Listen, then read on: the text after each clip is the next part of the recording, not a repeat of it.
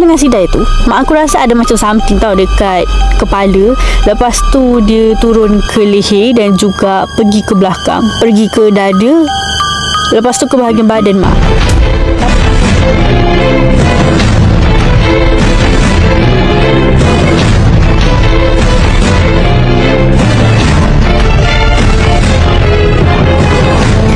Assalamualaikum, ahlan wa sahlan, konnichiwa dan selamat datang daripada Take a Peek Intai Jagat Channel. Nama aku dan kisah benar malam ini bertajuk Ular Emas. Sebelum tu, auzubillahi bismillahirrahmanirrahim. Kisah ni terjadi pada 6 tahun yang lepas, iaitu pada tahun 2016. Kisah ni bermula apabila emak aku keluar rumah untuk sidar baju. Mak aku sidar baju dekat Serambi. Tempat sidar baju dekat Serambi ni, dia ada satu ampayan ni tau, ampayan besi, dan mak aku akan letak segala hanger yang diperlukan untuk sidar baju pada waktu tu dekat palang-palang besi tu.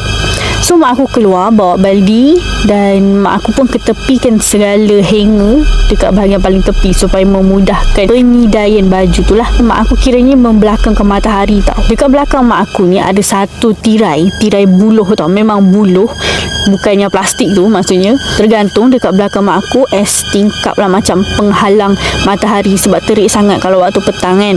So benda tu meredupkan keadaan dekat Serambi tu. Sebelum tu baju mak aku pakai pada hari tu adalah warna hitam, dan juga dia ada tulisan emas dekat depan baju tu, dan juga kain warna merah. Bukan kain batik, tapi kain macam kain nak pergi jalan-jalan tu, macam tu. Mak aku memang pakai cantik-cantik dekat rumah. Lepas tu ada 2 tingkap buluh yang tergantung tau. Sekarang ni kita orang dah buka sebab tirai tu pun dah reput sebab hari-hari kena cahaya matahari kan. So makin lama makin reput. So kita orang cabut lah. So sekarang dah tak ada dah benda tu sebab kita orang dah tukar tempat sidar baju. So tak ada dah dekat situ. Setiap kali sidar baju kan mak aku membelakangkan luar kan, maksudnya. So akan ada angin macam tolak tirai buluh tu, macam angin tolak. Lepas tu tirai buluh dekat belakang mak aku ni akan terlanggar-langgar dekat badan mak aku tau, dekat belakang badan mak aku. Maksudnya kita point out kat sini, kita nak tunjukkan kat sini yang siapa pun yang sidar baju akan terbiasa dengan hentakan ataupun lambaian tirai buluh daripada belakang badan. Waktu kejadian adalah pada pukul 12 lebih tengah hari. Belum masuk Zohor lagi, memang betul-betul tengah hari pada hari bekerja pada tahun 2016, 6 tahun lepas. Mak aku tengah sidar baju tu, mak aku rasalah ada something dekat belakang kan, which is mak aku ingatkan tirai buluh tu lah yang memukul-mukul dekat belakang badan. So mak aku pun biar je lah, mak aku pun sidar baju macam biasa. Dan tengah sidar tu, mak aku rasa ada macam something tau dekat kepala. Lepas tu dia turun ke leher dan juga pergi ke belakang, pergi ke dada, lepas tu ke bahagian badan mak aku. Tapi mak aku abaikan semua tu sebabnya memang mak aku ingatkan itu tirai buluh tu lah, dan mak aku pun sidar baju macam biasa. Tapi makin lama, mak aku kan bila kita bergerak, maksud kita sidar baju kan, kita bergerak-gerak kan, tangan tu bergerak, ambil baju, ambil hanger daripada baldi dan stuff kan. Badan mak aku macam makin ketat tau.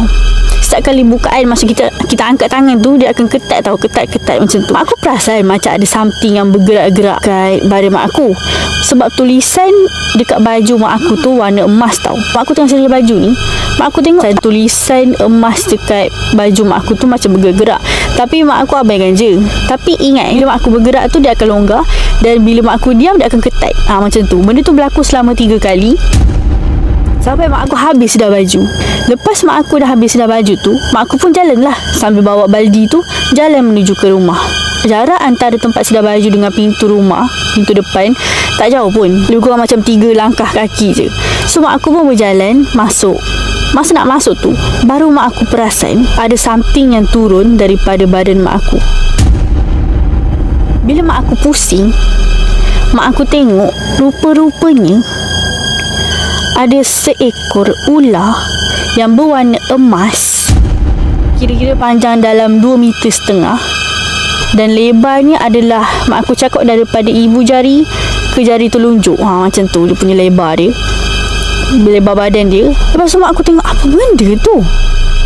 Ular weh. Memang dia jatuh, lepas tu dia macam tu, faham tak? Lingkar secara dalam bulatan tu. Mak aku tengok dekat-dekat kan.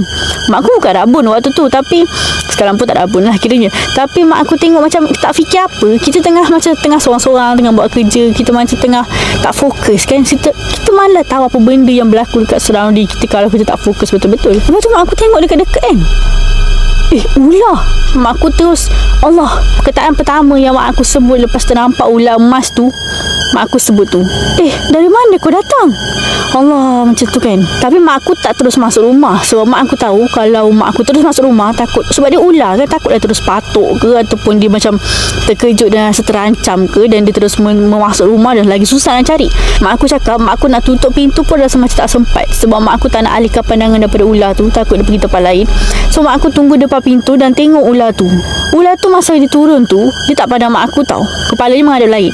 Lepas tu bila mak aku cakap dengan dia, apa kau buat kat sini? Macam tu kan. Surprisingly, mak aku tak panik. Maksudnya tak panik seperti apa yang semua orang expect. Sebabnya kita kalau secara logik lah kan, nampak ular depan mata, yang mana kita seorang waktu tu, memang tak tahulah nak cakap apa kan. Alhamdulillah bisa alik lah. So mak aku fikir tak nak bagi dia masuk rumah. So mak aku pun cakap-cakap dengan dia. Masa mak aku cakap-cakap dengan dia tu, dia bukanlah jawab. Maksudnya kalau dia jawab, aku pun lari kan. Kepala dia tu, daripada menghadap tempat lain, dia pusing tau. Slow-slow ke mak aku. Dia bukan ular sawa. Mak aku cakap mungkin dia ular pokok, ataupun ular lidi. Dia macam ular kecil, tapi dia panjang. Mak aku cakap dia punya lingkaran tu boleh sampai 5 kali. Kalau kira dia punya lingkaran tu. Dia pusing kepala dia menghadap ke mak aku dan dia kelip-kelip. Kau bayangkan ular. Dia pandang mak aku. Dia tegak tau, dia tegak ni. Dia tak jatuh semua, dia tegak, badan dia tegak, dia pandang mak aku. Lepas tu dia kelip-kelip masa mak aku cakap dengan dia tu. Lepas tu mak aku tanya lagi macam-macam. Beberapa saat lepas tu, ular tu diam je. Secara logik akalnya memanglah menakutkan. Dia tak nampak macam ular yang sedang terancam, dan dia tak nampak macam nak patuk orang. Walaupun sebenarnya dia dah boleh patuk mak aku daripada first dia lilit mak aku. Yes, dia lilit mak aku daripada mak aku sidai baju awal-awal tu. Tapi mak aku tak perasan langsung, sebabnya warna tulisan dekat baju mak aku tu warna emas, sama dengan warna ular tu. Dan juga mak aku ingatkan yang melekat dekat badan mak aku tu adalah tirai buluh ataupun tingkap buluh yang dekat belakang mak aku tu. Memang tak fikir apa. Aku tak tahulah macam mana nak bagi korang percaya, tapi ini adalah kisah benar yang memang terjadi 6 tahun lepas dekat mak aku, waktu mak aku sorang-sorang dekat rumah. Lepas tu ular tu pun turun. Dia kata dia dah pusing kepala dia kan, dah pandang dekat mak aku. Lepas tu dia pun pusing balik, dia turun. Lepas tu dia pun jalan. Bukanlah jalan, apa kita panggil ni? Menyisir. Aku tak tahulah apa bahasa Melayu ni kan, walaupun orang Melayu kan, teruk betul. Okey, lepas tu dia pun jalan. Dia jalan slow. Oh, lupa mention, dekat corner rumah aku, dekat Serambi tu, berdekatan yang tempat sidai baju tu, dekat sudut tu ada satu pasu tau, macam pasu perhiasan. Pasu yang mana dalam dia ada perhiasan pokok-pokok plastik yang macam rotan tu. Lepas tu dalam dia ada like perhiasan rotan ataupun ranting-ranting kayu, macam tu lah, dengan beberapa bunga yang plastik lah, dekat sudut Serambi rumah aku, berdekatan dengan tempat sidai baju tu. Ular tu berjalan perlahan-lahan pergi ke arah pasu tu tau. Dia pergi, dia naik dekat arah pasu tu. Lepas tu dekat kan banyak ranting plastik dekat dalam pasu tu. Bayangkan ular tu besar ni tau, like ular tu besar ni. Dia pergi dekat pasu tu.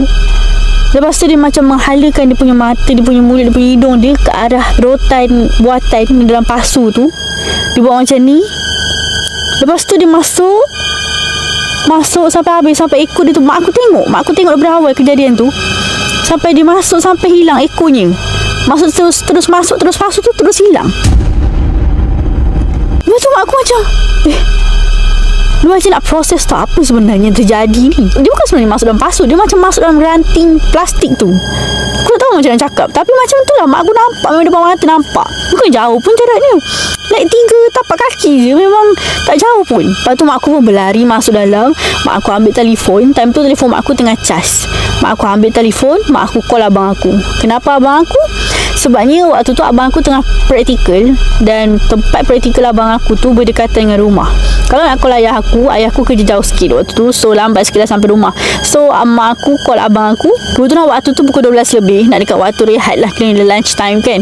So mak aku call abang aku, cakap lah ada ular dekat rumah kan. Lepas tu abang aku pun dengan segeralah balik tengok mak dia. Sebelum abang aku balik tu, jiran aku merangkap sepupu mak aku. Dia ternampak tahu mak aku macam tengah panik, sorang-sorang dekat depan pintu tu. Pun tanya dekat mak aku, apa benda, macam kenapa tu, macam tu kan. Lepas tu mak aku pun cakap lah ada ular belik bla bla bla and stuff. Lepas tu dia masuk dalam pasu tu. Pakcik sebelah rumah ni pun ambil lah pasu tu. Dia macam okey, dia suruh mak aku jauh-jauh sikit. Sementara abang aku belum balik tu kan. Kiranya dia je lelaki yang ada dekat kawasan ni waktu tu. Lepas tu dia pun ambil pasu tu, dia tolak pasu tu secara logik. Kalau kita tolak pasu tu dan kalau ada ular dalam tu, mestilah ular tu akan keluar dan pasu tu akan berat. Sebab benda tu hiasan je, like bukannya pasu kaca yang berat tu. Lepas tu waktu tolak tu ringan tau. Jiran aku tu saat terbalikkan pasu tu, saat tolak-tolak macam korek-korek dengan kayu dekat dalam tu. Tengok dalam tu kosong. Tak kosong, tak ada apa-apa yang keluar melainkan buatan rotan plastik tu. Tak ada apa-apa pun dalam tu. Tak ada ular pun dalam tu. Kau bayangkan ular tu masuk dekat dalam pasu tu, dekat corner tau, dekat sudut. Maksudnya tak ada tempat lain yang dia boleh pergi sebab dia dekat sudut. Jiran aku tu tak dapat cari mana ular tu. Time abang aku balik pun, dia ni dah settle. Pasu tu semua dah terbalikkan dan tak nampak pun ular tu kat mana. Ular emas tu. Dan pasu tu end up mak aku bakar. Tak tahulah pasu tu apa, laluan ke apa ke kan. Tapi benda tu, ular tu memang masuk ke dalam ranting plastik dekat dalam pasu buatan tu. Aku tak tahu macam nak explain, tapi dia hilang macam tu je dekat pasu tu. Dan baju hitam dan bertulisan emas dekat baju mak aku tu dengan kain merah tu, mak aku sampai sekarang mak aku tak pakai sebabnya trauma. Lepas dia habis ular tu dah settle, maksudnya kejadian ular tu dah settle, baru mak aku menggigil tau. Maksudnya baru fikir macam baru rasa punya ketakutan yang tu. Waktu tengah berlaku tu tak rasa. Masa tu aku tak ada kat rumah, aku tak ingat aku kat mana. Tapi aku baca kejadian tu dekat WhatsApp dan memang menggegarkan jugalah sebenarnya. Menakutkan lah kiranya. Mak aku dah lah sorang-sorang dekat rumah. Lepas tu ada ular belit. Bayangkan kena belit ular. Korang pernah kena belit ular? Tak kan? Astaghfirullahalazim. Mak aku tak pakai baju tu sampai sekarang. Warna tulisan dekat dalam baju tu, itulah warna sebenar ular tu, sampai membuatkan mak aku tak perasan. Dalam sebulan jugalah mak aku trauma. Macam setiap kali sidar baju, mak aku macam ternampak ular tu tau. Macam tu. Sebulan tau. Mila adalah seorang tengah-tengah hari, kau bayangkan. Persoalannya sekarang ni, ular tu apa? Siapa? Macam mana dia datang? Sebabnya kalau fikir logik, memang dia dah patuk mak aku. Sebabnya mak aku bergerak-gerakkan, even mak aku membelakangkan dia dan tak kacau dia pun sebenarnya. Tapi kalau ular, like natural habitat ular, kalau orang tu bergerak-gerak, mestilah dia pun rasa terancam dan dia akan segera patuk or something like that. Tapi dia tak kacau pun. Dan aku rasa aku pernah baca somewhere yang ular ni tak berkelip tau sebenarnya. Dan kalau dia berkelip tu bukan ular. Aku tak tahulah kalau info ni salah ataupun aku tersalah baca dekat mana-mana. Korang boleh komen kat bawah kalau korang tahu pasal benda ni. Sampai sekarang kita orang tak tahu itu ular apa. Dan mak aku masih lagi trauma nak pakai baju tu. Sebabnya kita orang tak ada ke tempat kejadian. So mak aku je mengalami benda ni. Terserah korang nak percaya ke tak. Tapi ini 100% yang aku dapat daripada mak aku. Dan ia adalah kisah benar terjadi pada 6 tahun lepas. Ni macam ni tau, dekat sudut tempat pasu tu berada, dekat kiri kanannya sebenarnya boleh je ular tu pergi. Sebab design yang bapak aku buat rumah ni, dia macam ada satu lubang tau menghadap ke belakang rumah. Tempat view tu dia boleh je keluar daripada situ sebenarnya. Tapi dia tak keluar. Mak aku memang jelas-jelas nampak yang mak aku memang tak rabun. Dan mak aku nampak dia masuk dalam pasu tu, masuk dalam ranting ke dalam pasu tu, which is really weird. Sangat pelik. So sampai situ je lah kisah kali ini. Terima kasih kepada supporters aku. Supporters ke? Orang-orang yang follow aku dan orang-orang yang subscribe aku daripada mana-mana platform, YouTube, TikTok. Terima kasihlah banyak-banyak sebab sokong aku daripada awal video sampailah video yang ke 80 something ni. Walaupun aku tak selalu upload, tapi aku sentiasa ingat korang dan juga channel YouTube ni, dan aku akan usaha upload dengan lebih rajin. Tapi terima kasih banyak-banyak lah dekat korang sebab tengok sampai habis. Yang mana tengok sampai habis lah. Tapi kalau boleh janganlah tengok separuh je tak faham cerita kan. Lepas tu nanti komen tanya apa benda ni kan. Bukan judging, tapi kita kena tengok daripada awal sampai akhir baru faham macam tu. Dan maafkan aku kalau aku tersalah cakap dekat mana-mana.